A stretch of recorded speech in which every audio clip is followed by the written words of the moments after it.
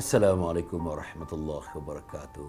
Tuan-tuan dan puan, kita masih lagi membincangkan dengan serius sekarang ini. Kita sudah sampai kepada bisikan isteri yang ke-19. Apa dia? Wahai suamiku, pertingkatlah pengetahuan agamamu. Bayang tuan-tuan, isteri menghadap suami, bang, pertingkatkanlah agama bang. Jangan lupa agama bang. Jangan lupa amalan agama bang. Apa respon suami? Jangan marah isteri. Jangan rasa diganggu oleh isteri dengan ingatan sedemikian. Jangan bentak isteri. Jangan tunjukkan garang kepada isteri. Jangan merempan di depan isteri kerana dinasihati oleh isteri mengenai bab agama ini. Tolong. Itulah permintaan yang paling suci daripada seorang isteri. Bang, pertingkatkanlah pengetahuan dan ajaran agamamu bang. Itulah yang paling ideal. Tak ramai isteri dalam dunia ni yang boleh buat begitu. Saya nak bagi tahu tuan-tuan dan puan-puan, tak ramai.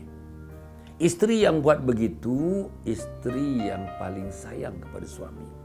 Isteri yang nak melihat suami di syurga dan dirinya di syurga dan anak-anak di syurga. Isteri yang melihat suami di jalan kebenaran, dia di jalan kebenaran dan anak-anak di jalan kebenaran. Isteri yang nak melihat suami di jalan yang lurus, isteri di jalan yang lurus dan anak-anak di jalan yang lurus.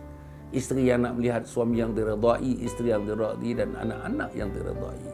Isteri yang nak melihat akhirnya suami yang disayang, dicinta, yang dikasihi oleh Allah. Isteri yang disayang, dicinta, dikasihi oleh Allah. Dan anak-anak yang disayang, dicinta dan dikasihi oleh Allah Subhanahu Wa Taala. Jadi hargailah. Kalau hari ini dia bagi nasihat isteri, bang, jagalah agama, kita tak ambil perhatian. Minggu depan tolong pandang dia sikit. Minggu depan pandang lagi dia. Minggu depan pandang lagi mata dia. Minggu depan beri kekuatan kepada kaki kita untuk buat, untuk mengamal. Beri kekuatan kepada tangan untuk membuat, untuk mengamal. Beri kekuatan kepada lidah untuk menyebut dan mengamal. Beri kekuatan kepada kepala untuk memikir dan mengamal. Beri kekuatan kepada dada kita dalam mana hati kita di sini untuk menyatakan perasaan suka cita kita, untuk menerima dan beramal. Tuan-tuan dan puan, saya sedih kadang-kadang dalam berbincangkan pada soal-soal ini. Sebab kita lihat, saya nampak tuan-tuan, dekat 35 tahun saya dalam bidang ini. Tengok kadang-kadang keluarga yang rentang sempang perena, keluarga yang tak ada sistem, keluarga yang tidak diredai, keluarga yang hidup seperti hidup separuh neraka. Hidup seperti gambaran-gambaran hidup di neraka itu. Bayangan-bayangan neraka itu. Panas-panas neraka itu sudah ada dalam keluarga itu. Akibat daripada mereka mengesampingkan agama, kehidupan yang berteraskan kepada kekuasaan Allah Subhanahu Wa Taala. Sebab itu tuan-tuan dan puan yang dirahmati sekalian, tentang peningkatan agama ini saya nak sebut, dia kena faham. Yang pertama, agama yang sifatnya disebut sebagai akidah. Keyakinan, keimanan solid, tak bergerak.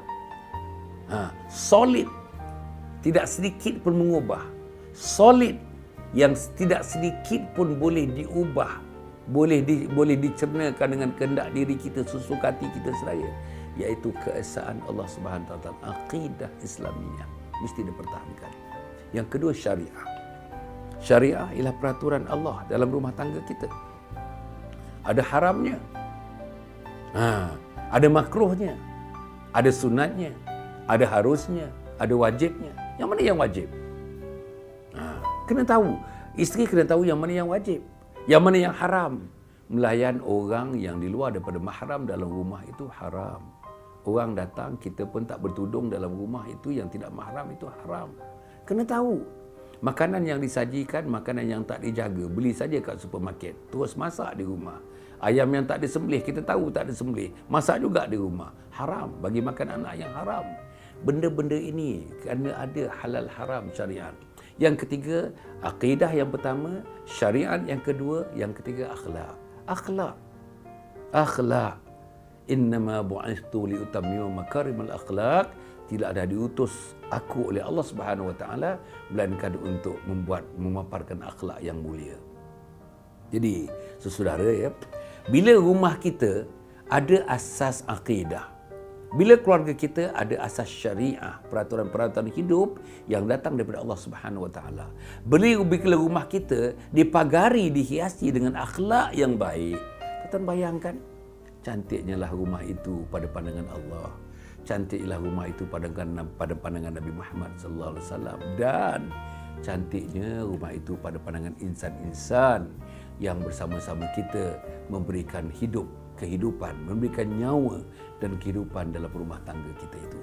Maka dengan itu tuan-tuan dan puan, insya-Allah perlulah kita menghisap diri, sentiasa menghisap diri.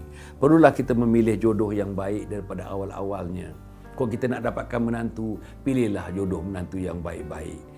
Dari segi baik dari keturunannya, baik dari segi parasnya, baik dari segi agamanya, baik dari segi harta bendanya, tetapi yang pentingnya baik dari segi agamanya. Kalau asalnya dengan agamanya, maka pertengahannya dengan agamanya, maka akhirnya pun dengan agamanya.